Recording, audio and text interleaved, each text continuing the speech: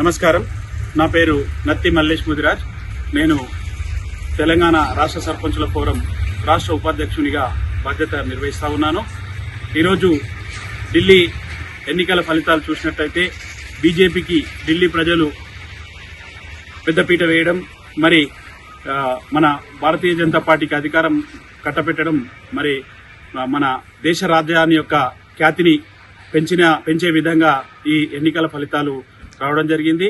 మరి అవినీతి నిర్మూలనే ప్రధాన ఎజెండాగా ముందుకు సాగినటువంటి ఆ ప్రభుత్వం ఈరోజు అవినీతి ఆరోపణలతోటి విఫలం కావడం జరిగింది.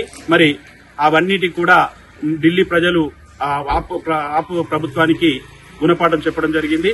మరి మోడీ గారు మన ప్రపంచ దేశాలలో చూసినట్టయితే పక్క దేశాలలో అధ్యక్షులు 10 సంవత్సరాల తర్వాత అందరూ కూడా కనుమరుగవడం జరిగింది. మరి మన మోడీ గారి చరిత్ర మాత్రం ఇప్పటికి కూడా 3వ టర్మ్ లో కూడా అదే మొదట ఎంతైతే ఖ్యాతిగా ఉందో అదే ఖ్యాతితో ముందుకు మోడీ గారి ప్రభుత్వం ముందుకు పోతా ఉంది.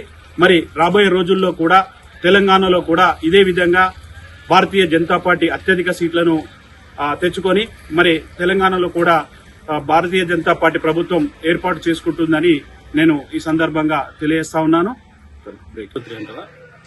ఈరోజు ఢిల్లీలో వచ్చిన రిజల్ట్స్ తో మన భారతదేశ ఖ్యాతి ప్రపంచ దేశాలు మన దేశం వైపు చూసేలా చేశాయి.